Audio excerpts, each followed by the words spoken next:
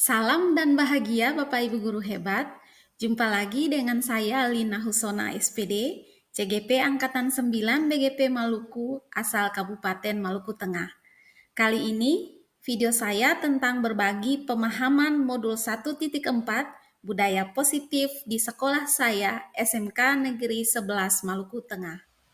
Tujuan pendidikan di sekolah untuk membentuk anak menjadi generasi yang cerdas dan berkarakter profil pelajar Pancasila. Konsep pendidikan Ki Hajar Dewantara yaitu menuntun segala kodrat yang ada pada diri anak agar anak dapat mencapai keselamatan dan kebahagiaan setinggi-tingginya, baik sebagai manusia maupun sebagai anggota masyarakat. Budaya positif di sekolah merupakan wujud dari nilai-nilai keyakinan universal yang terkandung dalam profil pelajar Pancasila yang diterapkan. Wujud visi sekolah yang mengandung nilai-nilai kebajikan dan tujuan pendidikan nasional dilakukan sebagai suatu pembiasaan untuk membentuk disiplin positif, yaitu atas kesadaran atau motivasi intrinsik dan bukan karena dorongan atau paksaan. Keyakinan kelas adalah nilai-nilai kebajikan yang dipercaya oleh seluruh warga kelas dan menjadi asas untuk menyelesaikan permasalahan di kelas. Selamat siang kita 11. Ya, Ibu. Nah, sebelum kita punya kegiatan di hari ini supaya kamu semangat, kita melakukan ice breaking dulu. Satu jari kananku, satu jari kiriku, ku gabung jadi dua, ku buat jembatan panjang. Dua jari kananku, dua jari kiriku, ku gabung jadi empat, ku buat kamera cicit. Tiga jari kananku, tiga jari kiriku, ku gabung jadi enam, ku buat menara tinggi. Empat jari kananku, empat jari kiriku, ku gabung jadi delapan, ku buat kelinci logam. Lima jari kananku, lima jari kiriku, ku gabung jadi 10, ku siap belajar. Akan membuat keyakinan kelas. Kalau di beberapa pertemuan yang lalu kita sudah buat kesepakatan kelas.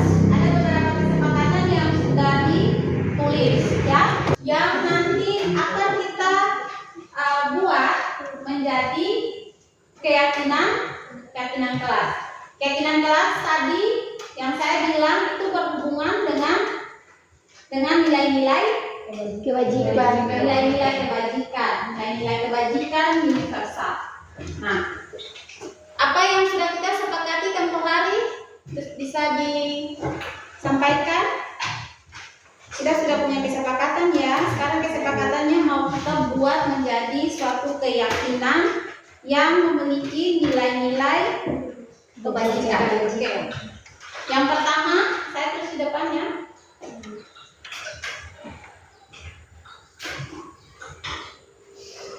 Kesepakatan kelas.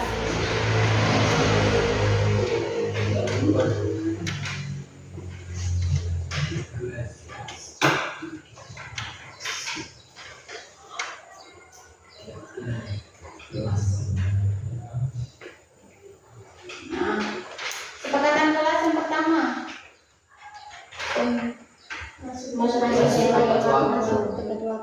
Masuk kelas tepat waktu. Boleh tidak? Tidak. Apa yang kita tulis di sini? Masuk kelas tepat waktu dan tidak bolos. Rajin. Rajin. Kalau tidak bolos berarti rajin ya. Ya, Ibu. Rajin. Masuk kelas dan Tepat waktu. waktu. Kedua, Rajin membuat melakukannya tepat waktu. Membuat tugas dan mengumpulkan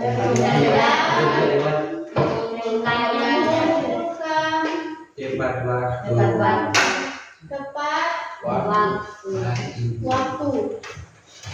3. Ketiga, Tidak boleh makan dan minum dalam kelas.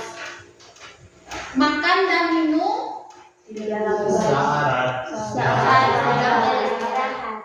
makan dan minum saat istirahat. Keempat, Menggunakan HP saat diperlukan.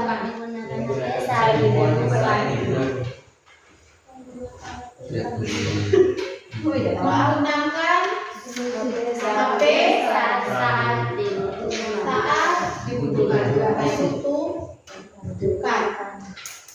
Kemudian 5, ada lagi Memakai sesuai jadwal. menggunakan Dan versi sesuai jadwal.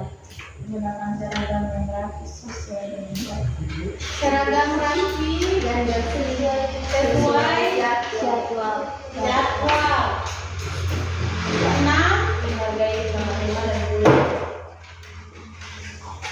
menghargai sesama teman dan guru. Ada lagi? Bekerja sama dan berkolaborasi. Bekerja Sama dan berkolaborasi. sama dan berkolaborasi. Oke. Nah, sekarang kita lihat.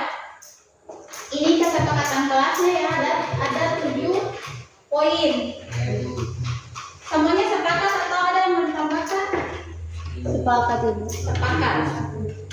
7. Nah, sekarang kita mau lihat nilai-nilai apa yang ada pada poin-poin kesepakatan kelas kita yang sudah kita sebutkan.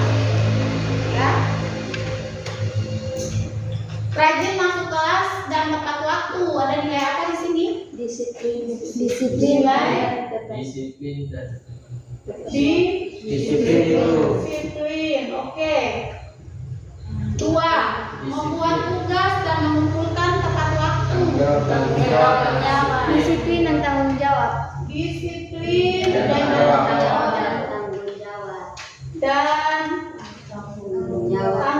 jawab.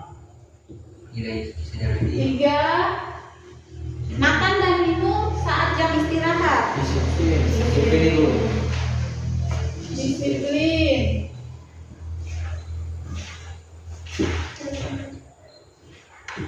Apalagi? disiplin lagi menggunakan HP saat Menggunakan HP saat dibutuhkan. disiplin.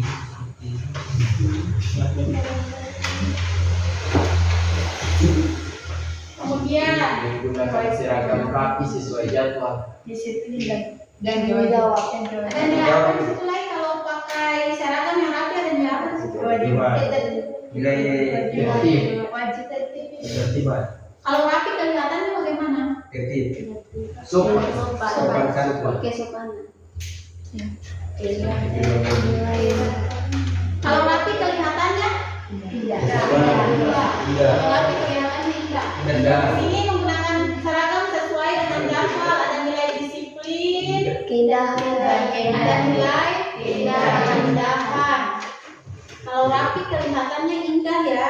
Kemudian menghargai sesama teman dan guru. Ada nilai apa di sini? Nilai Nilai Sopan santun. menghargai Dan menyayangi.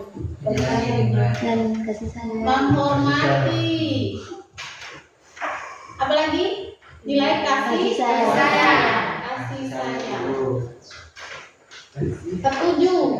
Bekerja sama dengan teman. Nilai apa? Nilai bekerja sama yang tadi ada kolaborasi. Bekerja sama atau kolaborasi. Oke.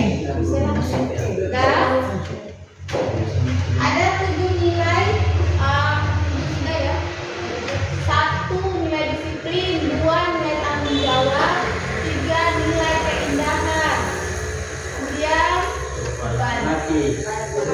Dan berapa? Sopan santun. 4. 5. Menghargai atau menghormati. 6. Nilai kasih sayang. Dan yang ke-7 nilai kerjasama atau kolaborasi.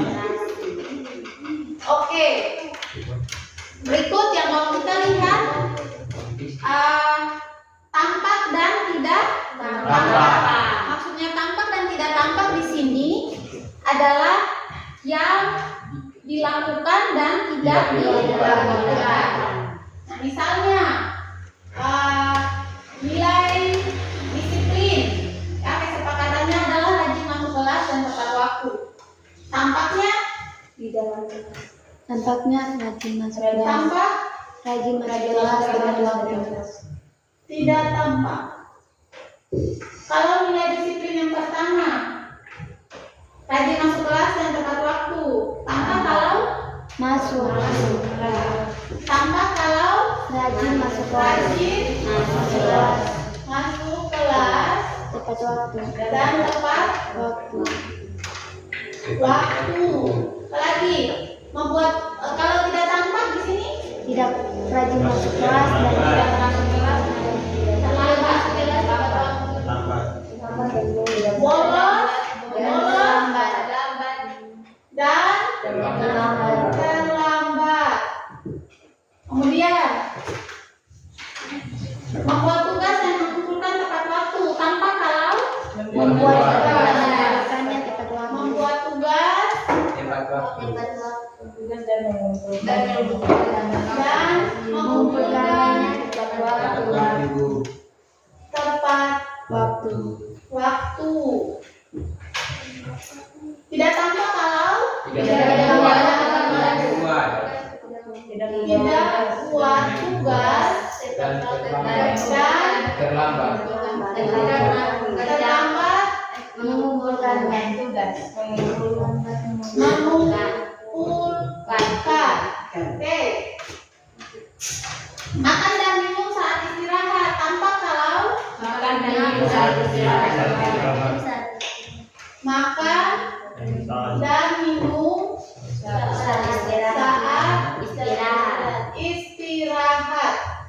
Tidak tampak kalau Makan bisa belajar. makan di kelas saat jam pelajaran. Tidak tampak kalau Makan di kelas saat jam pelajaran. Kemudian menggunakan HP saat dibutuhkan. Tampak kalau menggunakan HP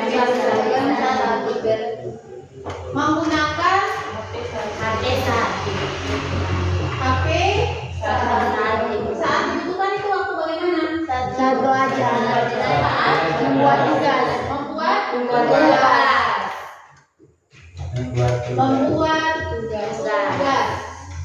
Kemudian tidak tampak kalau bermain HP saat jam pelajaran.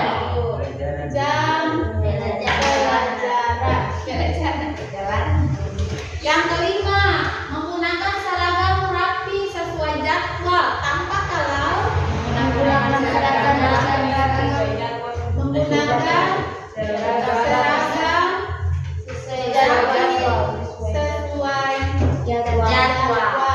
Tidak tampak kalau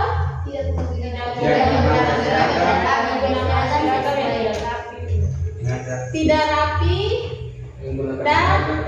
dan tidak sesuai jadwal. Jadi kalau hari Jumat yang dipakai baju pramuka berarti tidak sesuai ya, tidak tampak. Oke. Keenam, menghargai sesama teman dan guru. Tampak kalau menghargai teman dan guru. Tidak tampak kalau tidak menghargai teman dan guru.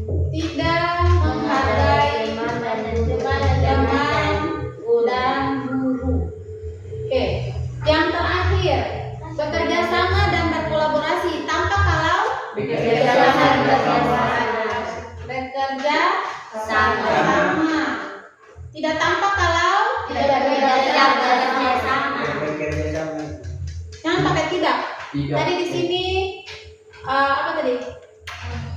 Bekerja sama. Kalau tidak tampak, kalau Kerja sendiri. ya kerja sendiri, apa lagi? Suka menyendiri toh? Iya. Tidak tampak, kalau di sini apa tadi? Suka menyendiri. Menyendiri. Ya, maunya sendiri. Atau perorangan atau personal. Oke. Sampai di situ ada yang mau menambahkan atau ada yang tidak sepakat? Sepakat. Sepakat. Oke. Nah, sekarang sini saya ganti di bawah saja. Tugas ya. Dari nilai keyakinan yang kita sepakati, kita mau lihat tugas atau kewajiban masing-masing. Nah, tugas masing-masing ini maksudnya tugas saya atau tugas guru dan tugas siswa atau tugas kamu. Nah, kita lihat. Tadi rajin masuk kelas tepat waktu dan tepat waktu. Tugas guru apa? Tugas kamu dulu. Tugas kamu apa? Rajin masuk kelas tepat waktu. Rajin Masuk kelas dan tepat masuk kelas dan tepat waktu. Tugas guru Masuk kelas tepat waktu. sama ya?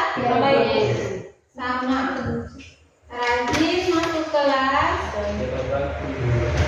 tepat waktu. Oke, apa lagi? Membuat tugas Dan menentukan tugas. Tugas kamu apa? membuat tugas Membuat tugas dan menentukan tepat waktu. Tugas saya menerima dan memeriksa memeriksa. Kemudian saya harus kasih apa ke kamu? nilai. Nilai atau umpan Tiga, makan dan minum saat istirahat. Tugasnya siswa apa? Makan saat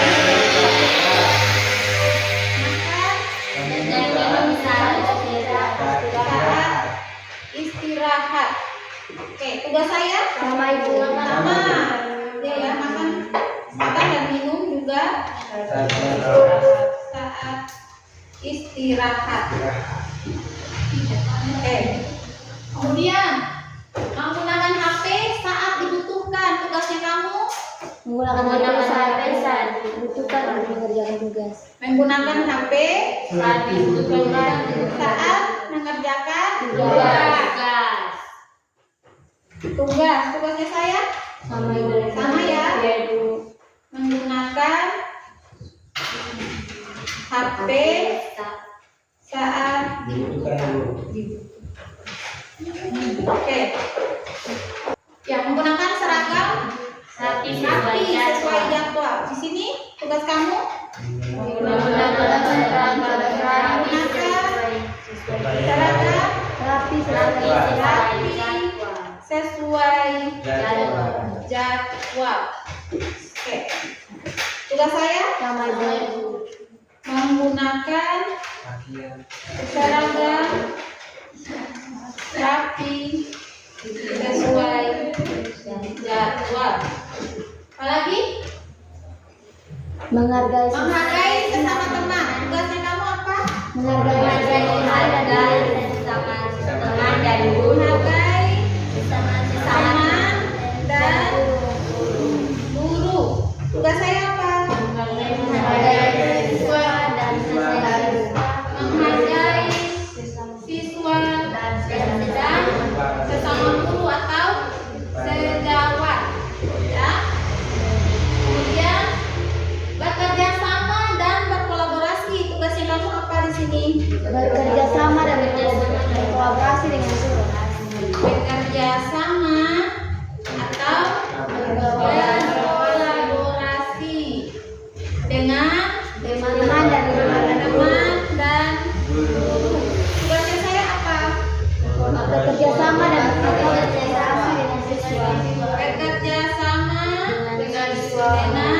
siswa bekerja sama atau berkolaborasi dengan siswa dan sejawat. Oke. Ya, sama guru atau saya sebutnya sejawat. Ya, sampai di sini ada yang mau ditambahkan? Tidak. Semuanya sepakat tentang keyakinan kelas yang kita buat dan tugas atau kewajiban yang harus dilakukan. Sepakat. Oke. Tepuk tangan dulu semua.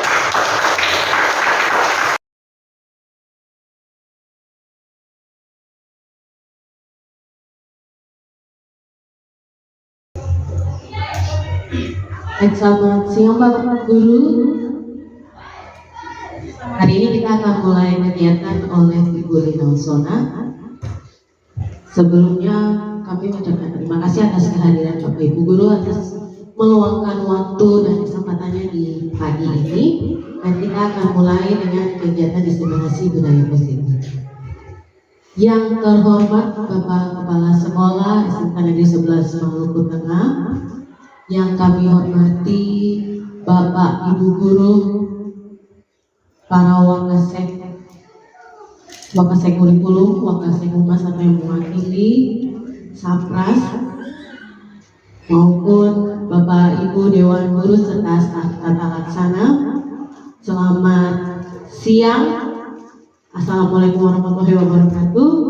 Kami mengucapkan banyak terima kasih atas kehadiran Bapak Ibu di saat ini untuk menghadiri kegiatan dari diseminasi budaya positif SMK Negeri 11 Maluku Tengah oleh calon guru penggerak angkatan ke-9 Ibu Lina Husona SPD hari ini Sabtu 21 Oktober 2023. Baik, yang pertama kami akan langsung meluangkan kesempatan ini kepada Ibu Lin. Dengan segala hormat kami berikan aplaus kepada Ibu Lin untuk kegiatan hari ini yang boleh terlaksana. Baik, Ibu Lin diberikan kesempatan, silakan Ibu.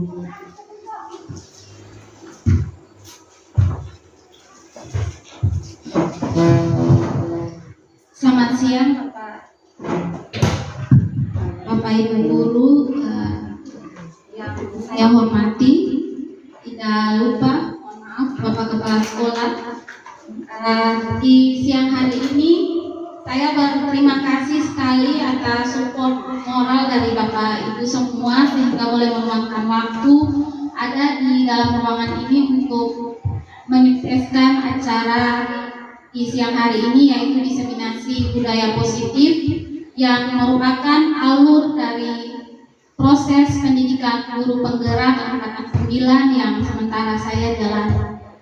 Ya, Bapak Ibu, dalam kegiatan di hari ini budaya positif ada beberapa hal yang harus kita pelajari atau kita sharing bersama terkait dengan budaya positif yang tadi untuk penerapan atau pencapaian Merdeka Mengajar Merdeka Belajar sesuai dengan kurikulum Merdeka yang sementara kita lakukan. Untuk itu, untuk tidak membuang-buang waktu, saya memulai kegiatan kita di siang hari ini, dan supaya kita semua menjadi semangat untuk kegiatan di hari ini, saya mengundang Bapak Ibu semua berdiri dan kita melakukan refreshing dengan suatu ice cream.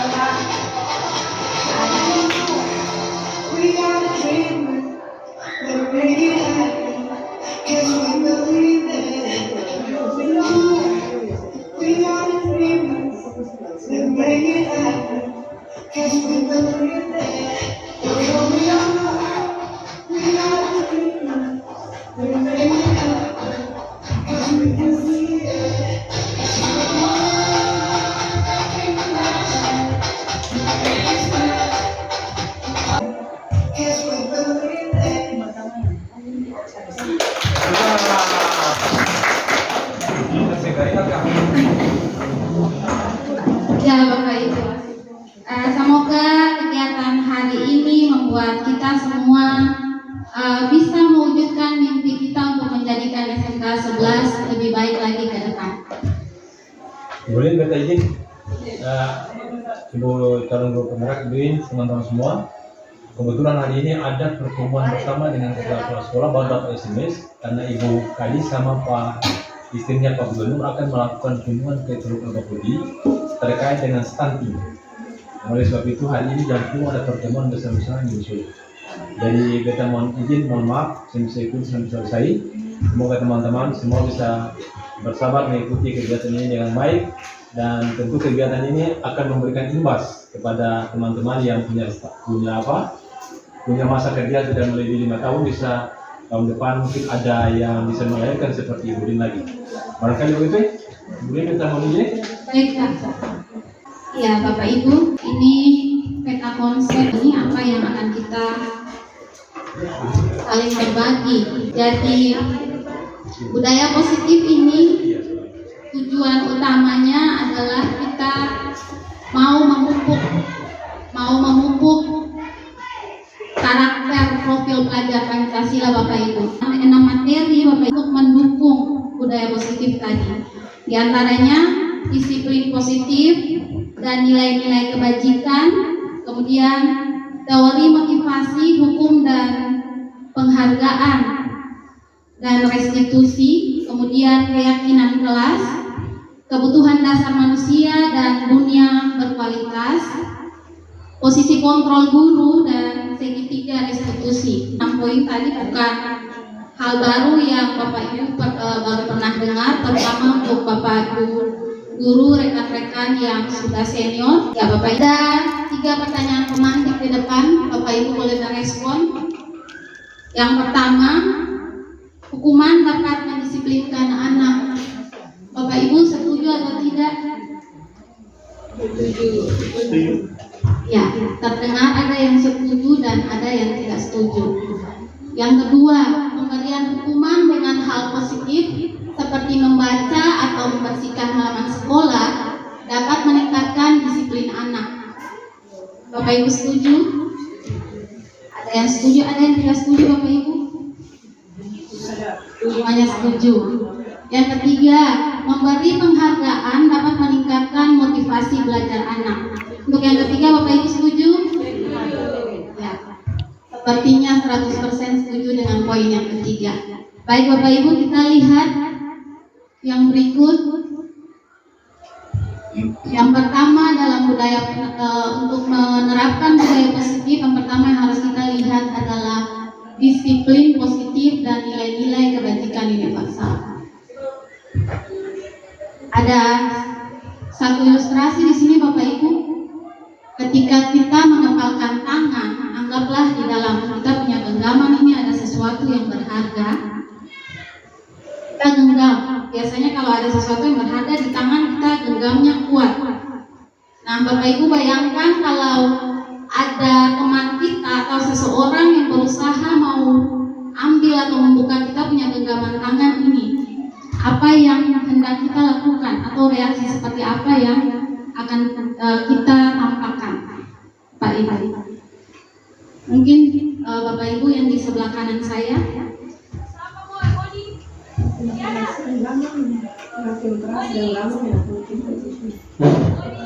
Ya.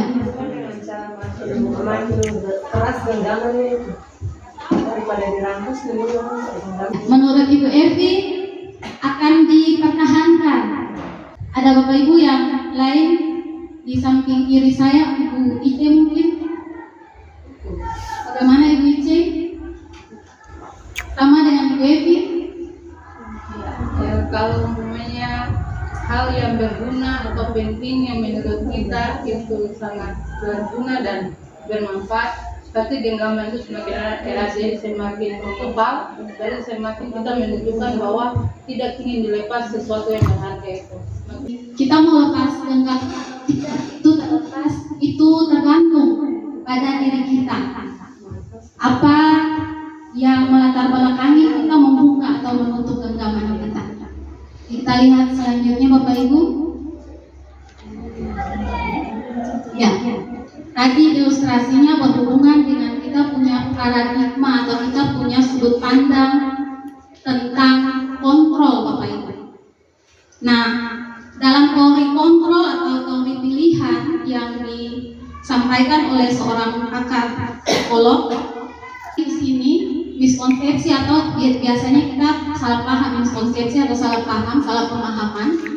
Kita biasanya berpikir bahwa guru selalu bisa mengontrol murid.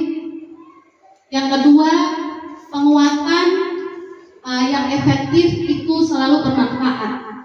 Kemudian kritik, membuat rasa bersalah itu bisa menguatkan karakter. Kemudian yang keempat, orang dewasa termasuk kita guru punya hak atau kita punya power untuk memaksa. Memaksa di sini dalam hal yang tadi Bapak Ibu, mendisiplinkan atau kita mengontrol. Seperti itu Bapak Ibu. Yang berikut, ini Bapak Ibu, tadi paradigma stimulus respon, yaitu teori kontrol atau teori pilihan tadi. Siapa sesungguhnya yang memiliki kontrol? Nah, dalam teori stimulus respon sangat lama sekali mempengaruhi paradigma pendidikan kita, termasuk kita para guru, Bapak Ibu. Yang pertama, kita lihat perbedaannya dengan teori kontrol atau teori pilihan yang tadi. Yang pertama, kita mencoba mengubah orang agar pandangannya sama dengan kita. Nah, dalam teori kontrol yang terjadi adalah kita berusaha memahami pandangan orang lain tentang dunia. Jadi tidak memaksakan ke punya pandangan. Kemudian yang kedua, perilaku buruk dilihat sebagai suatu kesalahan. Dalam teori kontrol dikatakan semua perilaku itu memiliki tujuan atau ada alasan di balik suatu perilaku, baik perilaku yang buruk atau perilaku yang baik. Kemudian orang lain bisa mengontrol saya. Dalam teori kontrol bilang hanya saya yang bisa mengontrol diri saya. Nah, tadi yang kepalang tangan, Ibu Evi dan Ibu Ica sepakat bahwa semakin keras mau diambil, semakin keras digenggam. Itu menunjukkan bahwa kontrol diri kita itu ada pada diri kita sendiri, bukan pada orang lain. Itu berlaku pula pada siswa Bapak Ibu. Jadi kita tidak sepenuhnya bisa mengontrol siswa sesuai dengan kita punya keinginan. Karena pada dasarnya kontrol diri itu berada pada masing-masing pribadi. Kemudian saya bisa mengontrol orang lain. Dalam teori kontrol bilang Anda tidak bisa mengontrol orang lain. Kebalikan dengan yang tadi. Kemudian pemaksaan ada pada saat tujukan itu gagal. Dalam stimulus respon bilang begitu. Dalam teori kontrol, kolaborasi dan konsensus menciptakan pilihan-pilihan baru. Dan terakhir, model berpikir menang kalah. Kalau dalam teori kontrol bilang semuanya bisa menang. Seperti itu Bapak Ibu. Jadi mungkin ada selama kita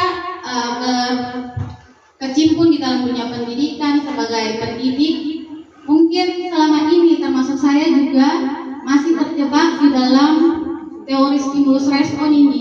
Seperti itu Bapak Ibu. Jadi mungkin karena itu pula sangat mempengaruhi atau mendasari kita punya pola pikir dalam mendidik atau aktivitas kita dengan murid di sekolah. Ya Bapak Ibu, ini disiplin positif. Mungkin Bapak Ibu bisa melihat sekilas. Jadi untuk membentuk disiplin yang positif itu ada hal-hal yang harus lebih dulu kita bentuk. Di antaranya motivasi, pembentukan motivasi, kemudian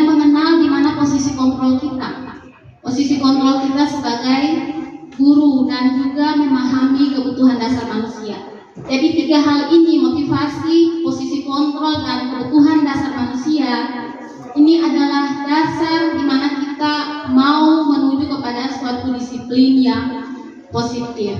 Tadi di depan kita bilang segala perilaku itu ada alasan. Jadi 3 hal ini berkaitan Bapak Ibu. Apa makna disiplin itu? Nah, selama ini kita mengenal disiplin itu berasal dari bahasa Latin disiplina, yang artinya belajar. Kemudian disiplin diri membuat orang menggali potensinya menuju sebuah tujuan apa yang dia hargai.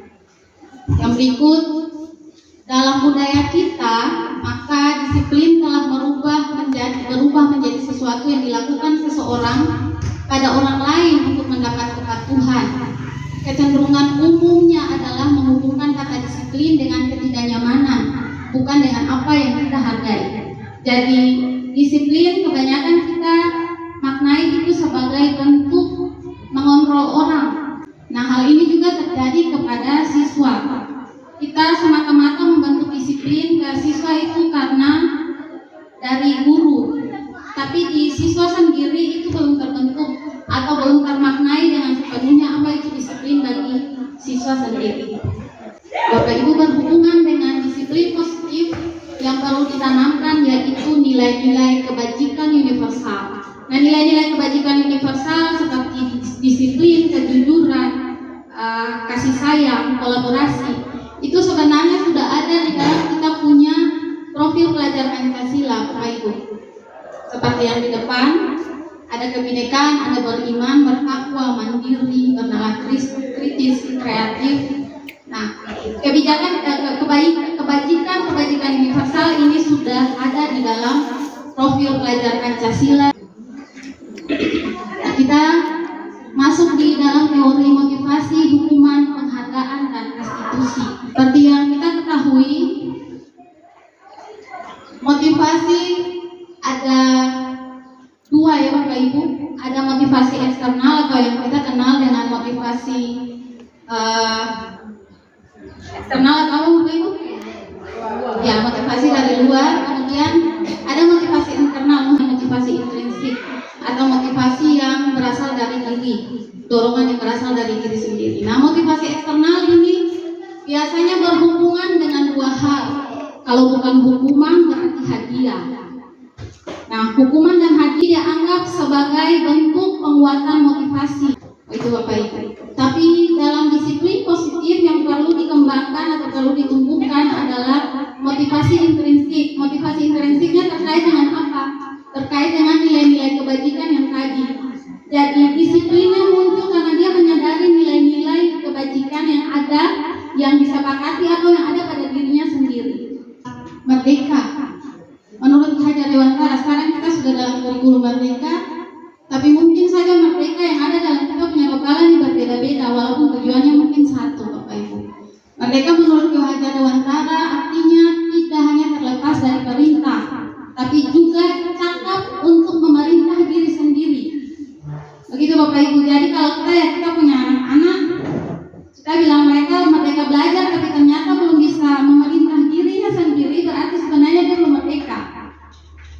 Seperti itu Bapak Ibu, kalau kita tilik dari apa yang disampaikan oleh Ki Hajar Dewantara.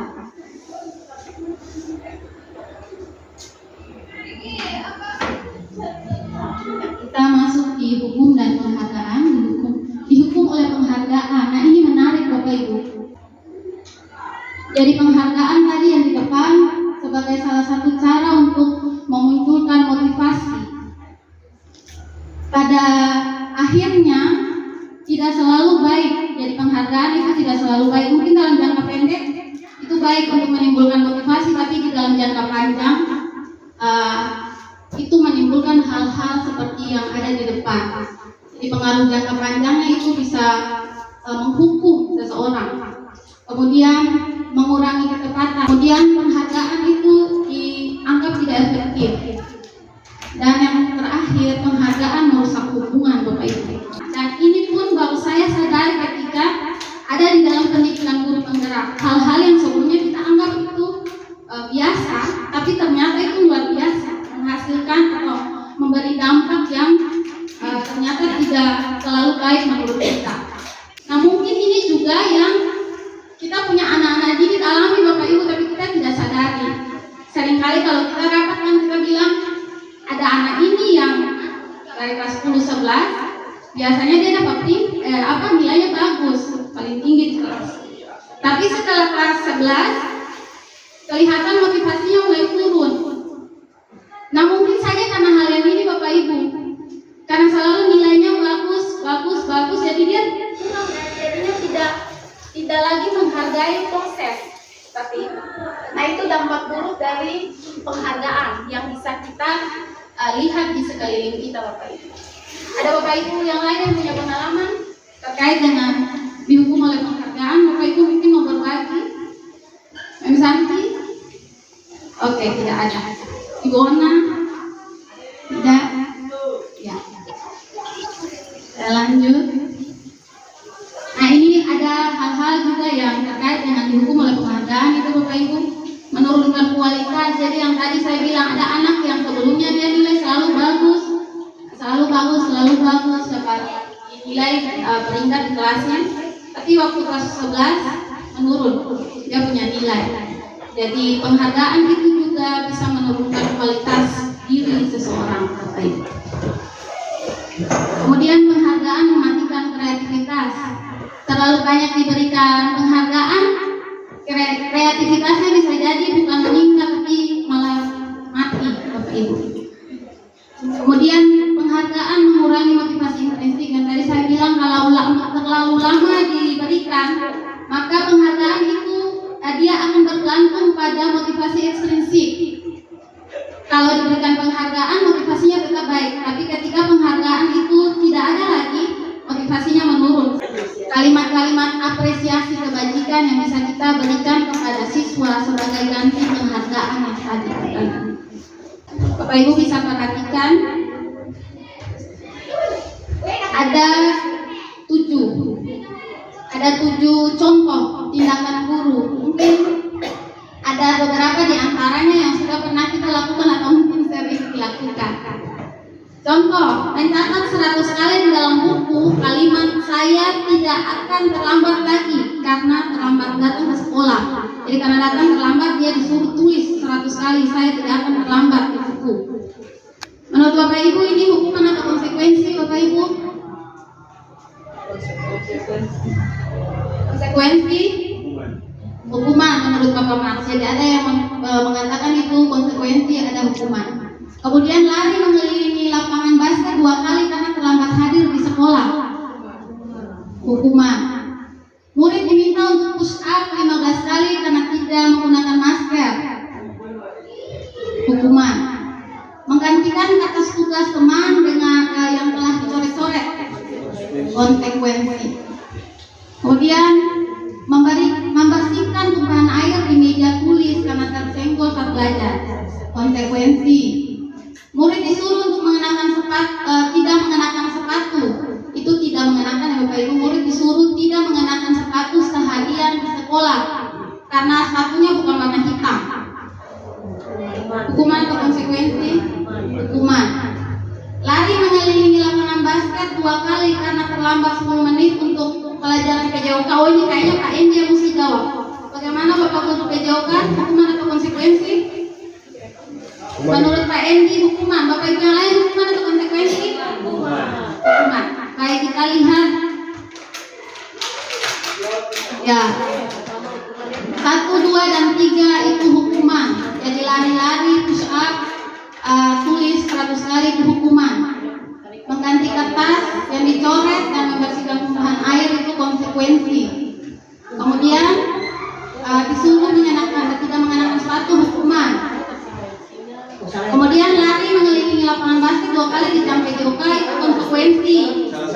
Karena begini Bapak Ibu alasannya, kan itu jam PJOK dia terlambat. Kan biasa di jam PJOK itu kan ada pemanasan. Tuh Bapak ini tahu ada pemanasan. Jadi karena dia terlambat, ya konsekuensinya dia harus lari untuk pemanasan. Jadi bukan hukuman, karena itu sesuatu yang dia harus lakukan, karena itu tanggung jawab dia harus melakukan pemanasan. Salah bagian dari belajar ya. Kemudian perbedaan hukuman dan konsekuensi bisa dilihat di depan.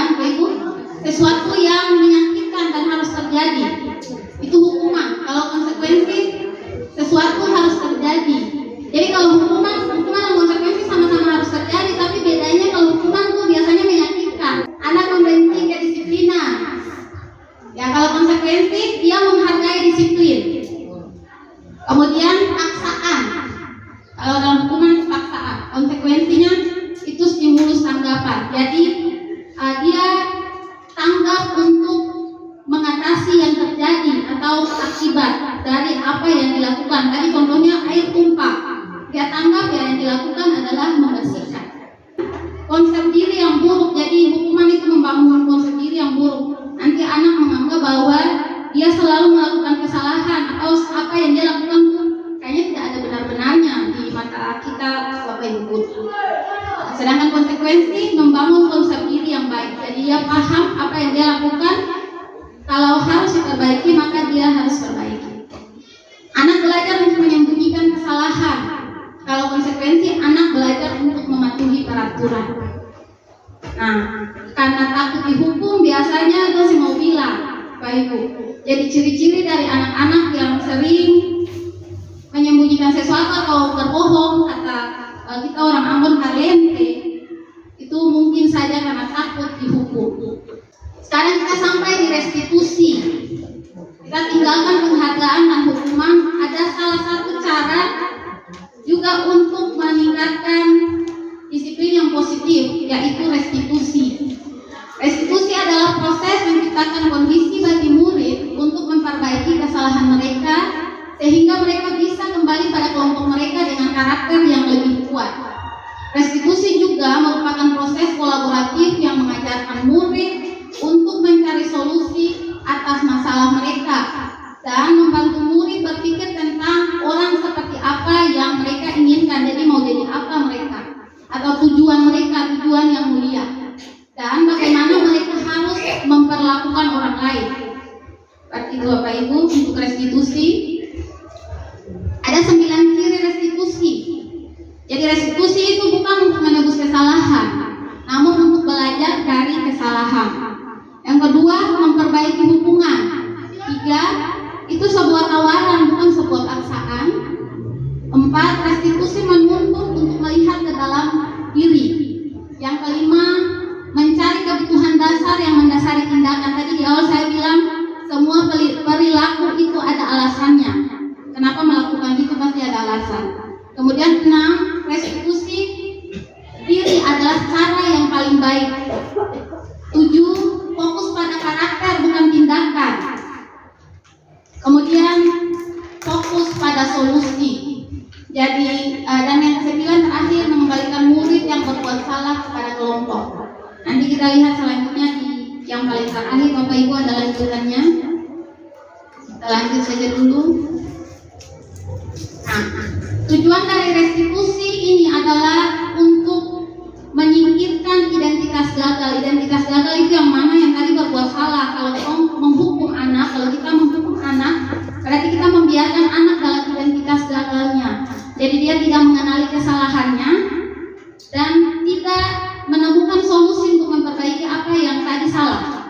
Nah, kalau di dalam restitusi, identitas gagal itu mau kita rubah menjadi identitas sukses dengan cara dia mengenali nilai-nilai kebajikan yang tadi di awal kita lihat. Nah, hukuman, sesuatu yang menyakitkan harus terjadi seperti yang tadi Bapak Ibu. Kalau di konsekuensi, sesuatu harus terjadi. Kalau dalam restitusi itu pilihan. Kemudian tidak nyaman untuk murid atau anak dalam jangka pendek. Untuk konsekuensinya tadi di depan, perbedaan konsekuensi dan hukuman. Kalau restitusi menguatkan untuk murid atau anak dalam jangka panjang. Saya baca bagian yang restitusi saya Bapak Ibu. Yang korban mendapat ganti. Jadi kalau anak berbuat salah kepada temannya, itu ada tindakan atau solusi yang harus dilakukan oleh si pembuat kesalahan kepada temannya kalau itu berhubungan dengan orang lain atau temannya. Masalah terpecahkan. Jadi tadi kalau konsekuensi hukuman dan konsekuensi itu kadang-kadang tidak ada solusinya. Tapi kalau di dalam restitusi ada solusi. Murid belajar bertanggung jawab untuk perilakunya. Fokus pada pemecahan masalah dalam jangka waktu panjang supaya tidak terulang. Kalau konsekuensi dan hukuman itu biasanya hatinya dapat hukum atau dikasih konsekuensi besok dia ulang lagi, bisa. Tapi kalau dalam restitusi kita mencoba untuk menumbuhkan nilai-nilai kebajikan tadi atau nilai-nilai yang diyakini tadi di dalam dirinya supaya dalam jangka waktu panjang perilaku yang tadi salah itu tidak terulang. Itu karena dia sudah menumbuhkan motivasi intrinsiknya di dalam diri atas nilai-nilai kebajikan tadi. Fokus pada pemecahan masalah sudah tadi. Apa yang kamu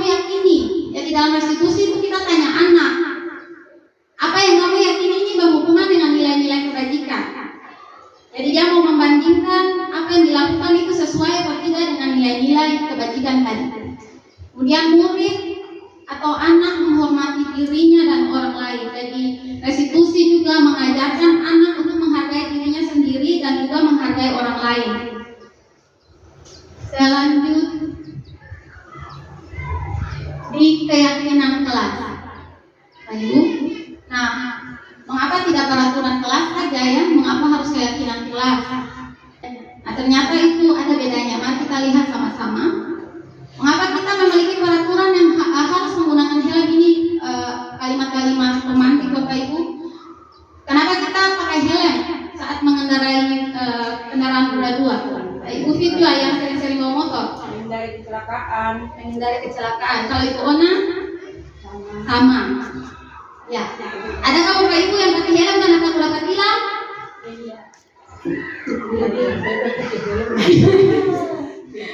Ya. Kadang-kadang orang punya motivasi pakai helm itu juga karena dapat tilang. Nah, ini adalah perbedaannya Bapak Ibu. Antara dia meyakini sesuatu di dalam dirinya dan karena dari luar. Kemarin COVID Bapak Ibu. Kenapa waktu COVID kita harus pakai masker dan menjaga jarak? Iya. Ibu Evi bilang untuk menghindari virus. Jadi di situ kita menunjukkan kepedulian kepada diri sendiri dan kepedulian juga terhadap orang lain. Ya, untuk mendukung motivasi intrinsik, ya kembali ke nilai-nilai tadi Bapak Ibu.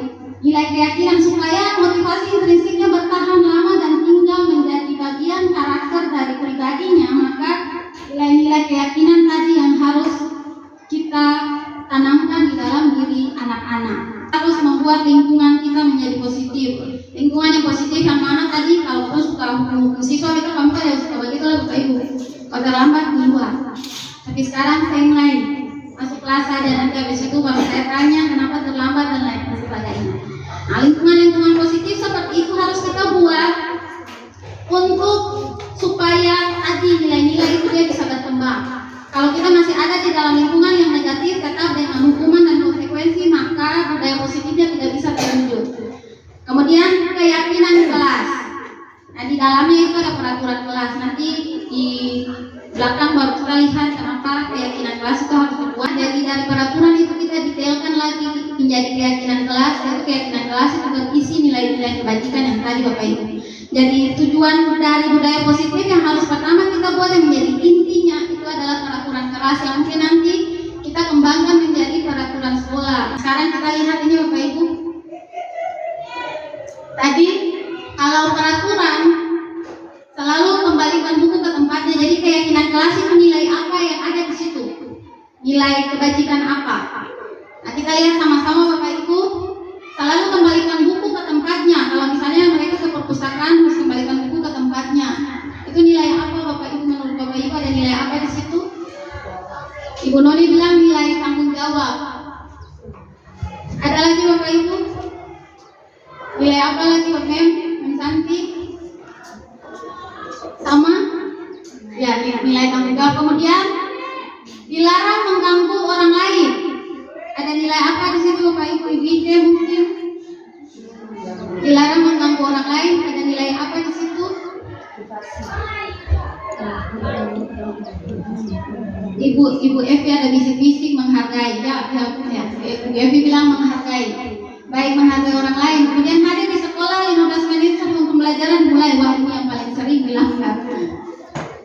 Hadir 15 menit sebelum pembelajaran dimulai. Nilai apa Bapak Ibu? Nilai disiplin. Sepakat semuanya nilai disiplin. Kemudian dilarang melakukan kekerasan. Ada nilai apa di situ Bapak Ibu? Dilarang melakukan kekerasan. Nah, Bapak Mas bilang kekeluargaan dan kasih sayang. Menoni bilang apa tadi? Nilai kepedulian Menoni bilang. Kemudian bergantian menunggu giliran antri. Disiplin, taat aturan. Ibu Evi bilang. Baik, kita sama-sama lihat nilai apakah ini. Tadi selalu kembalikan buku itu nilai tanggung jawab, dilarang mengganggu orang lain, itu menghormati, hadir tepat waktu, menghormati orang lain, berkomitmen, bisa juga kita tambahkan disiplin di situ. Kemudian dilarang melakukan kekerasan, berhubungan dengan keselamatan, menghormati orang lain. Tadi Bapak Mas bilang nilai kasih sayang, saya setuju dengan itu, nilai kasih sayang. Ya. Jadi keyakinan kelas itu untuk kita mencari nilai-nilai apa yang terkandung di dalam peraturan kelas, Bapak Ibu. Misalnya kemarin anak 11 AKL bilang mengumpulkan tugas, mengerjakan tugas dan mengumpulkan tugas tepat waktu. Nah, ketika ditanyakan nilai apa yang ada di situ, mereka menjawab bahwa itu nilai tanggung jawab. Kalau saya membuat tugas, saya bertanggung jawab. Kemudian mengumpulkan tepat waktu berarti saya disiplin. Seperti itu Bapak Ibu ya, contohnya. Ada dua bentuk kesepakatan kelas di situ, mana yang merupakan keyakinan kelas Bapak Ibu. Yang di samping kiri, datang tepat waktu, mengucapkan salam, menjaga kebersihan sekolah, berdoa sebelum dan sesudah kegiatan, aktif dalam pembelajaran, yang terakhir tertib. Nah, di sebelahnya, kami guru dan murid yang saling menyayangi.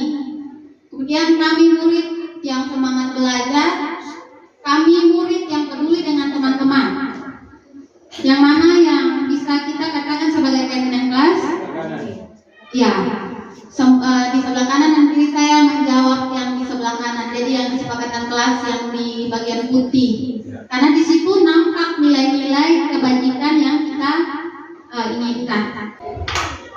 Kita sampai kepada materi yang keempat, yaitu kebutuhan dasar manusia dan dunia yang berkualitas. Kebutuhan dasar manusia ada 5, yaitu nilai yang pertama, nilai bertahan hidup, kemudian kasih sayang dan rasa diterima, yang ketiga penguasaan, yang keempat nilai kesenangan, dan kelima nilai kebebasan. Itu sekilas untuk kebutuhan dasar manusia. Yang harus ditegaskan dalam kebutuhan dasar manusia di sini adalah setiap perilaku, baik perilaku yang buruk atau perilaku yang baik, itu ada alasannya. Perilaku yang buruk yang muncul mungkin saja merupakan indikasi di mana ada salah satu kebutuhan dasarnya yang tidak terpenuhi. Contoh, tidur-tidur di kelas, bu guru ada ajar di muka, dia tidur terus. Nah, yang harus kita selidiki adalah kenapa dia tidur. Baik. Mungkin saja karena kebutuhan fisiknya tadi kebutuhan bertahan hidup tadi yang berhubungan dengan fisik, istirahatnya kurang. Jadi harus kita ingat bahwa setiap perilaku anak yang buruk itu ternyata karena ada kebutuhannya yang tidak dipenuhi. Yang berikut adalah posisi kontrol. Kita sudah hampir tiba di penghujung. Nah, ada 5 posisi kontrol yang bisa Bapak Ibu lihat di bagian yang berwarna. Yang pertama, posisi kontrol guru sebagai penghukum. Kemudian yang kedua, pembuat rasa bersalah. Yang ketiga, posisi kontrol sebagai teman. Yang keempat, pemantau. Yang kelima, manajer.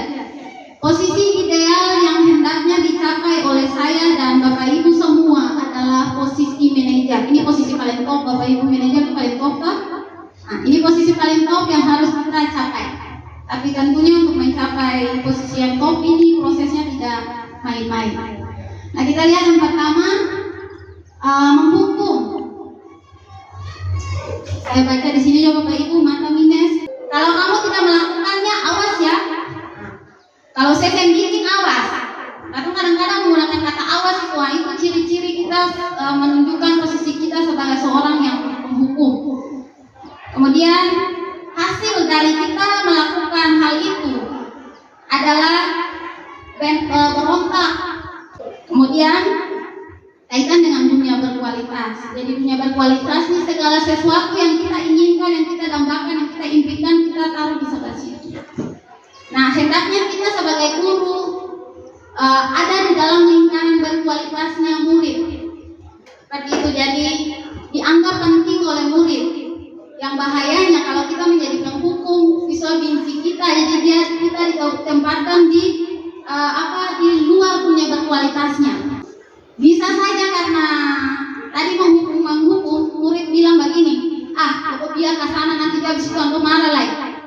Nah, bisa seperti itu. Orang anak-anak dengan karakternya orang Ambon mungkin akan timbul hal seperti itu dan mungkin pernah Bapak Ibu sekalian hadapi. Tampaknya pada murid mengulangi kesalahannya. Kemudian membuat merasa bersalah. Nah, seringkali hal-hal yang kita anggap itu nasihat kepada siswa ternyata membuat posisi kita itu ada di posisi seorang pembuat rasa bersalah. Biasanya kita berkata, harusnya kamu begini, harusnya kamu begitu, ya. Atau kita bilang kecewa, ya nanti bapak kamu di rumah kecewa, ibu kecewa dengan kamu karena kamu malas sekali begini begitu. Nah, itu kita menimbulkan rasa bersalah di dalam diri siswa. Tapi ternyata itu bukan cara yang baik. Kemudian hasilnya siswa sering menyembunyikan perilakunya. Dampaknya pada murid karena kita membuatnya merasa bersalah, akhirnya dia merasa rendah diri. Bapak Ibu, karena tadi sudah dibuat menjadi rasa bersalah, akhirnya dia merasa menjadi rendah diri. Posisi kontrol yang ketiga adalah teman. Perkataan-perkataan yang sering kita katakan kalau jadi teman, mari sudah. Kalau bahasa Indonesia bilang ayo. Di dalam perkataan-perkataan yang sering kita gunakan, mari sudah kalau bahasa Ambon, atau ayo. Mari, masa sih mau begitu, Bapak Ibu. Itu teman. Kemudian hasilnya, ketika kita menjadi posisi kontrolnya adalah di teman, siswa menjadi tergantung. Jadi kalau tidak diajak-ajak, tidak dipanggil-panggil, mungkin saja dia tidak menunjukkan hal yang baik. Dunia berkualitasnya ini, kita ada di posisi teman, siswa menjadikan kita salah satu yang penting di situ. Gurunya penting. Yang terjadi pada posisi teman ini kadang-kadang siswa yang anggap kalau itu serius, atau ada marah dong nih, tapi dia anggap serius. Itu jadi kalau posisi teman kita lebih bisa mengenal siswa, tapi yang tidak baiknya adalah kadang tidak dianggap serius oleh siswa. Dampaknya pada murid adalah dia menjadi tidak mandiri dan tergantung kepada guru. Kemudian pemantau. Seorang pemantau ini biasanya berbicara berdasarkan aturan. Misalnya kita punya jam masuk ke sekolah, jam pelajaran mulai adalah jam 7:30 dan jam masuk sekolahnya adalah jam 7:15. Nah, ketika jadi guru piket, kita akan menjadi posisi pemantau sini. Misalnya siswa terlambat, kita tanya, jam masuk sekolah jam berapa? Ini kita menanyakan aturan, Pak Ibu. Jadi seorang pemantau biasanya bertindak berdasarkan aturan yang sudah ada. Misalnya jam masuk sekolah tadi. Hasil dari kita punya posisi sebagai pemantau kepada siswa ini, siswa bisa menyesuaikan diri dengan lingkungan, tapi kalau diawasi dalam dunia berkualitas, siswa meletakkan kita sebagai seorang penghukum. Jadi karena pemantau itu berdasarkan hukuman dan konsekuensi, maka kalau dia melanggar aturan, dia harus terima konsekuensi. Dampaknya pada murid, kita menitikberatkan pada sanksi kalau melanggar peraturan tadi, Bapak Ibu. Yang terakhir, posisi paling top, manajer. Apa yang kita buat di sini sebagai seorang manajer adalah mengajukan pertanyaan-pertanyaan. Misalnya, mengapa kamu terlambat? Pasti ada alasan. Kita berkata kepada siswa, apa yang kamu yakini? Ketika tadi dijawab, apa yang kamu yakini? Misalnya terlambat tadi itu sesuai dengan nilai-nilai atau aturan yang kita buat di sekolah atau tidak. Seperti itu. Jadi kita menggiring siswa untuk berpikir tentang apa yang dilakukan. Nah, hasilnya dari kita menjadi seorang manajer ini adalah pribadi siswa menjadi lebih kuat. Jadi menguatkan pribadi dia karena nilai-nilai keyakinan tadi ditumbuhkan. Kemudian kaitan dengan dunia berkualitas, murid meletakkan dirinya sebagai individu yang positif dalam dunia berkualitas. Jadi tadi yang keempat itu dia menempatkan orang lain. Jadi kita guru yang ada di dalam dunia berkualitas, tapi kalau manajer dia menempatkan dirinya sendiri sebagai individu yang positif. Jadi tadi dari identitas gagal yang buat salah, sekarang ketika kita menjalankan peran kita sebagai posisi manajer, peran kontrolnya sebagai manajer, maka siswa menjadi pribadi yang positif. Jadi di dalam dunianya yang berkualitas itu dia menganggap dirinya orang yang positif. Dan posisi manajer kita mengajak siswa untuk mencari solusi. Jadi nanti digiring lalu dia bertanya-tanya dalam diri, bagaimana saya memperbaiki keadaan. Misalnya tadi terlambat, ada cara atau tidak supaya kamu tidak terlambat. Nah, dampak pada murid adalah dia bisa mengevaluasi dirinya sendiri dan bagaimana cara memperbaiki. Jadi dia belajar merefleksikan dirinya dan melakukan perbaikannya terhadap apa yang tadi salah. Nah, kita ada di posisi yang mana Bapak Ibu? Ibu Evi dan Bapak Mak yang sudah lebih senior pernah kayaknya kalian sering, karena Bapak Mak sering-sering yang berhubungan dengan siswa yang kurang baik perilakunya. Jadi bukan hal yang belum pernah kita lakukan, cuma kita mungkin tidak tahu kalau itu yang kita lakukan itu sudah menjalankan posisi seorang manajer. Yang terakhir adalah segitiga restitusi. Jadi yang restitusi tadi di depan Bapak Ibu, ini dia punya tahapan. Ada 3 tahapan dalam segitiga restitusi. Yang pertama adalah yang paling dasar ini di segitiganya, menstabilkan identitas. Jadi di bagian sini kita harus menanamkan ke siswa bahwa salah itu bagian dari belajar. Atau kita bisa berkata tidak usah takut, semua orang pernah buat salah, ibu juga pernah buat salah. Seperti itu Bapak Ibu, kata-kata yang bisa kita lakukan dalam tahap menstabilkan identitas. Atau bisa kita bilang, kamu bukan orang pertama atau bukan satu-satunya orang yang melakukan hal seperti ini. Berarti itu Bapak Ibu, supaya anak punya kondisi menjadi stabil dulu, baru kita bisa ajak diskusi Bapak Ibu. Kalau kita belum mengatakan hal ini, langsung kita tanya mengapa bikin begitu, mengapa bikin begini, anak belum dalam posisi siap, maka yang keluar adalah perilaku-perilaku yang di luar kita punya dugaan. Misalnya dia akan menunjukkan berontak gitu Bapak Ibu. Jadi tahapan pertama dalam segitiga restitusi adalah menstabilkan identitas. Kemudian memvalidasi kebutuhan. Kebutuhan ini berhubungan tadi dengan dia punya kesalahan Bapak Ibu. Jadi kalau misalnya validasi tindakan ya, kalau dia terlambat, tanya dia, kamu terlambat kenapa? Pasti ada alasan. Yang terakhir adalah menanyakan keyakinan. Menanyakan keyakinannya ini terkait dengan perilaku buruk tadi itu sesuai atau tidak. Misalnya terlambat tadi berhubungan dengan disiplin. Jadi kita tanya, kamu terlambat begini kira-kira sesuai atau tidak dengan nilai keyakinan yang kita sudah sepakati. Ada Bapak Ibu yang mau bertanya atau mendiskusikan sesuatu yang hari-hari kita hadapi dengan siswa, saya persilahkan. Ada yang bicara Ibu Evi? Ada pertanyaan terkait dengan peran kontrol tadi? Ada? Boleh, Kucing.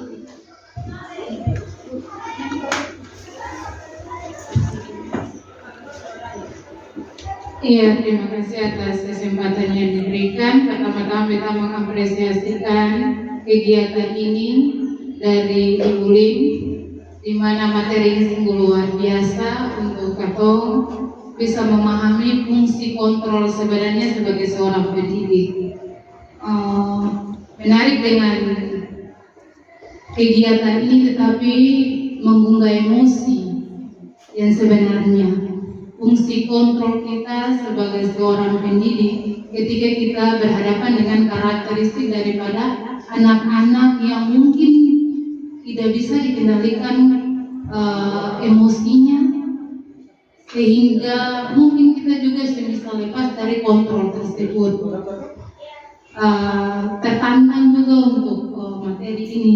Kita masih sempat bilang bahwa fungsi kontrol ini paling bagus untuk dilakukan bukan di kita kalangan orang Maluku, tetapi kurikulum inilah yang menuntut kita untuk bisa melakukan hal itu. Jadi pertanyaannya, sebenarnya fungsi kontrol ini apa benar-benar kita harus lakukan yang melatar belakangi karakteristik dari orang Ambon sebenarnya. Kalau mau yang bilang hukuman dan konsekuensi itu intinya cuma satu, untuk melihat anak-anak punya kebaikan, masa depan yang baik. Kalau kau melihat salah lalu kau cuma tinggal begitu, apakah itu kita tidak merasa bersalah dengan hal itu? Jadi ini mungkin saya jadi satu catatan penting untuk kau bisa mengurus satu emosi untuk mengendalikan fungsi kontrol itu berlangsung baik kau. Jadi beta mungkin dari materi ini juga menjadi satu gambaran motivasi pelajaran untuk aku sebagai seorang pendidik yang jadi catatan penting untuk aku pertanyaan ini, apakah kamu bisa lakukan hal itu? Mungkin ada trik-trik apa yang mungkin ibu sudah peroleh di pendidikan guru penggerak untuk bisa menggali kamu wawasan, bisa mengontrol kamu emosi yang namanya fungsi kontrol itu. Terima kasih. Ya, terima kasih Ibu Ike. Nah, terkait dengan ketemu karakter orang Maluku, kalau tadi di depan ada bilang soal merdeka dengan dalam filosofi Ki Dewantara, ada salah dalam filosofi Ki Dewantara sesuai kodrat alam dan kodrat zaman. Kodrat alam ini seperti apa Bapak Ibu? Artinya memang betul, kalau saya bisa samakan karakter anak-anak Maluku dengan karakter anak-anak di Pulau Jawa misalnya, beda karakter. Tapi hendaknya hal itu tidak bergeser dari filosofi yang lain, yaitu menuntun. Menuntun berarti kata saya memaksa anak, tapi kata menggiring anak untuk mencapai apa yang dia inginkan sesuai dengan yang dia mampu. Jadi dia punya kodrat itu tidak kita ubah. Yang harus kita ubah, mau dan tidak mau, yang harus kita ubah dalam posisi kita sebagai pendidik yang kita punya diri dulu. Ada di dalam pendidikan guru penggerak paradigma yang kita lihat itu secara perlahan tanpa beta sadari itu memang merubah beta punya pola pikir, dan tanpa disadari juga merubah tingkah laku Bapak Ibu. Jadi yang biasanya beta di anak-anak tuh bataria mungkin dari belakang Bapak Ibu sehingga beta sih kalau bataria lain, karena menemukan cara yang baik untuk tidak melakukan hal itu. Tadi karena kenapa ketika masih melakukan itu, karena yang ada di dalam mindset atau dalam kepala ini siswa kita bisa kontrol, semua harus sesuai yang mereka punya keinginan, padahal ternyata tidak seperti itu. Siswa ada dalam kontrol guru itu dirubah. Satu, kemudian anggap anak-anak itu mereka bisa kalau diberi kesempatan. Jadi peran kita yang tadi mengontrol itu kendor Bapak Ibu, bukan mengontrol artinya kita tidak memberi ruang pada siswa, bukan. Jadi posisi kontrol yang tadi kita bilang yang paling tahu itu manajer supaya jangan pusing. Jadi kalau ada di dalam kurikulum yang manapun kalau kamu pola pikir yang berubah, berarti memang tidak ada yang berubah. Jadi berubah harus berasal dari ketemu diri kamu. Beta saya bilang kalau itu mudah, tapi bisa diupayakan. Tidak mudah, tapi pasti bisa diupayakan. Dan itu harapan kata semua. Jadi sekarang kalau Ibu tanya, kalau anak-anak bermasalah itu kamu mesti apa dulu tadi melakukan tiga restitusi itu. Mungkin sampai situ Ibu bisa menjawab apa yang Ibu tanyakan. Kalau soal posisi kontrol tadi bukan cuma satu yang bisa kita jalankan. Mungkin sebelum sampai di restitusi, kapan dia kan anak-anak dulu jadi teman, tapi jadi teman dalam batasan yang dapat bisa ditolerir. Jangan sampai anak-anak menganggap kamu ini sama dan bohong lalu dosen menghargai kato. Hendaknya itu dihindari. Jadi belajar pelan-pelan. Kalau hukum kemarin masih kurang-kurang, bisa naik-naik ke rasa bersalah, sistem hukum-hukum baik. Terus itu pindah ke teman, lalu meningkat ke atas. Mungkin itu saja Ibu Ike. Bisa? Pak Ibu Yanan, Bapak Mas, itu mungkin bisa sharing pengalaman sebagai katong punya rekan yang senior, kita kasih kesempatan untuk memberikan kesimpulan dengan katong kegiatan di hari ini. Kita kasih Bapak Max ya. Silakan Bapak Max. Ya. Terima kasih untuk terima kasih untuk kesempatan yang diberikan. Kita ya seperti apa yang Bunci bilang, kita termasuk senang untuk bisa dapat materi ini. Cuma saja dari tadi, dari pemaparan pertama sampai terakhir, dia terus sendiri bertanya-tanya. Dari sekian banyak kurikulum yang sudah ketemu ikut, kita melihat bahwa tujuan kurikulum yang dibikin ini kan betul ingin mendapatkan hasil yang lebih baik untuk anak-anak depan.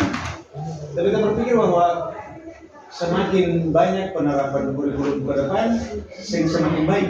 Akhirnya semakin hari siswa semakin sering menghargai guru. Kita bukan bilang kata ini bikin ini selesai. Ini karena tuntutan dari kegiatan yang Iblis sementara ikuti. Tapi dari ini juga ketemu semua, mari ketemu lihat supaya ke depan apa yang bisa ketemu bikin supaya anak-anak ini akan outputnya ke depan seperti apa. Karena kita yakin bahwa di ketemu dalam sekolah ini saya ada satu guru pun yang ingin dia punya siswa yang berhasil. Ketemu semua ingin siswa berhasil. Dan itu ketemu semua pun tanggung jawab, bukan cuma kepala sekolah, bukan cuma teman-teman yang ikut guru bergerak, bukan cuma ketemu semua. Dengan demikian kita berharap mari dengan kondisi-kondisi seperti ini kita mencoba melihat apa yang harus kita bikin dan apa yang boleh kita bikin. Dan kita berharap bahwa kita bukan bilang ini berarti Ibu Lin jangan lanjut ya, bukan. Itu tetap harus jalan. Tapi mari secara perlahan kita lihat mana yang harus kita bilang, kita bikin, dan mana yang harus kita hindari. Kita kira itu untuk sementara, kalau memang salah kita maaf. Terima kasih. Ya, dan Bapak Max untuk ini harus digarisbawahi, tidak membiarkan mereka melakukan yang salah. Karena tugas kita juga bukan mengajar saja, tapi juga membimbing. Nah, membimbing ini terkait dengan yang tadi yang salah-salah itu mau kita benarkan. Menuntun yang tadi Ki Hajar Dewantara bilang, yang kita sampaikan menuntun. Jadi menuntun itu juga termasuk di dalamnya adalah mengarahkan mereka dari yang tidak baik menjadi baik. Kalau yang sudah ada tapi masih sama-sama, kita tebalkan, yang salah kita betulkan, yang bengkok kita luruskan. Nah di situ, tapi caranya yang harus kita hindari, karena memang sepanjang yang beta kalau flashback juga bahwa semakin kita keras, anak-anak sekarang kalau semakin kita keras, semakin mereka membangkang. Nah dan cara yang bisa kita gunakan pasti sulit untuk kita memulai sesuatu yang baru, dan beta juga begitu. Tapi kalau kita mulai mungkin bisa kita rasakan sendiri. Tidak bisa kita paksakan, beta bisa paksakan ke Bapak Max, masing-masing orang dengan punya pikiran masing-masing.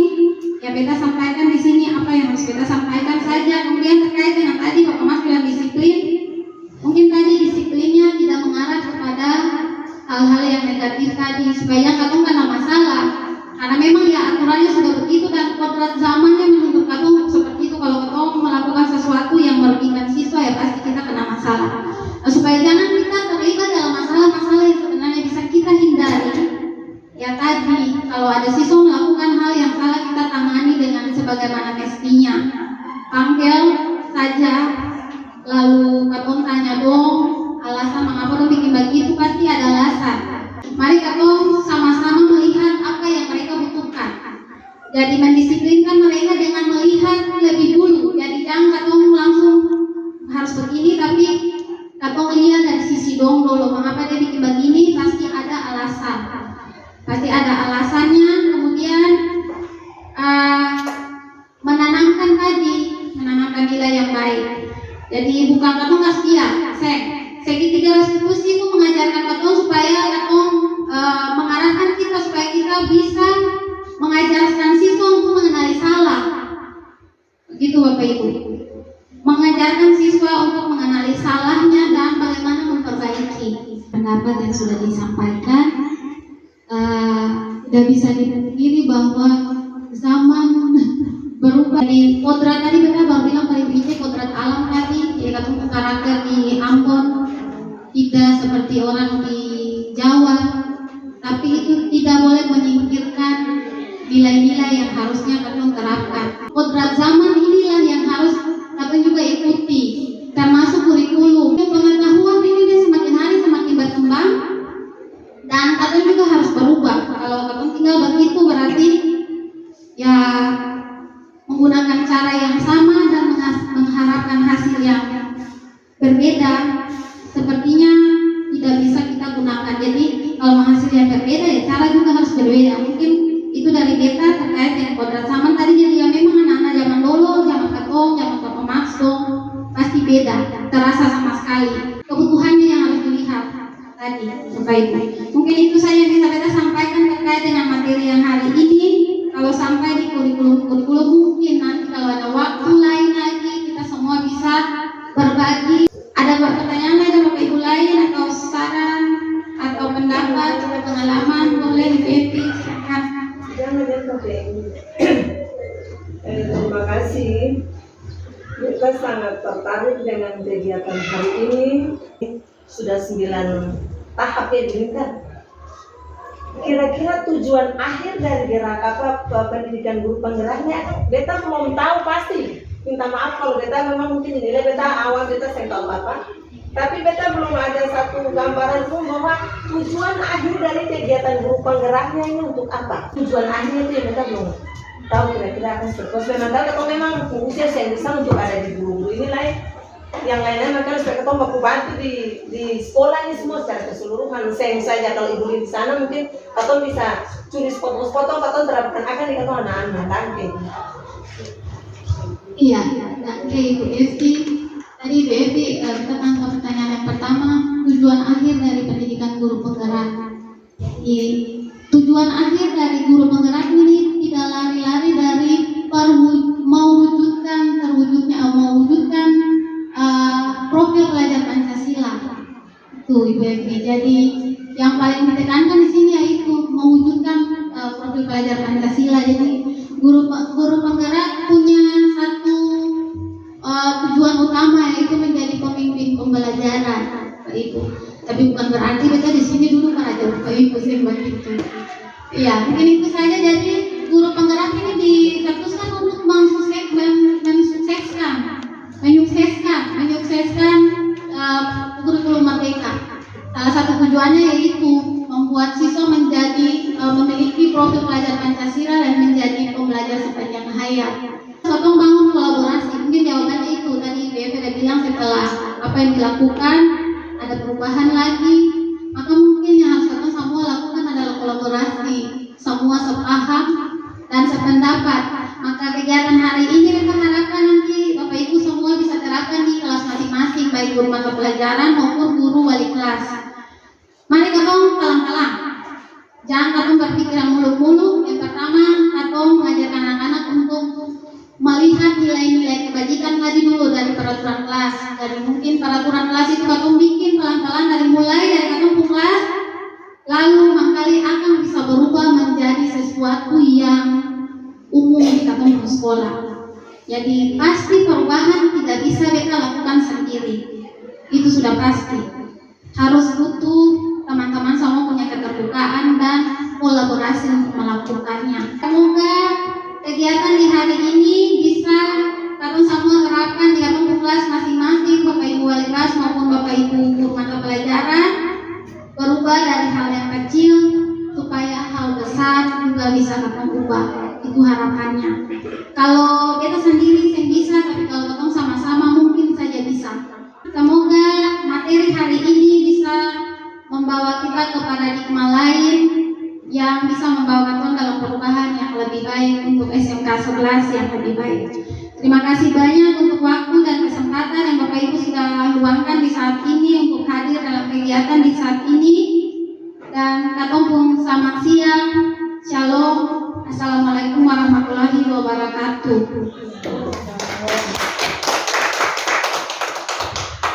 Budi, terima kasih banyak. Kita sendiri pribadi menjadi termotivasi juga atas penyampaian materi hari ini, dan katong semua menunggu materi-materi berikutnya dari Ulin tentang guru penggerak bisa membawakan waktu menjadi lebih baik dalam mensukseskan anak-anak, mencerdaskan anak-anak. Mungkin dengan demikian, terima kasih Bapak Ibu Guru atas semua kehadirannya. Selamat siang.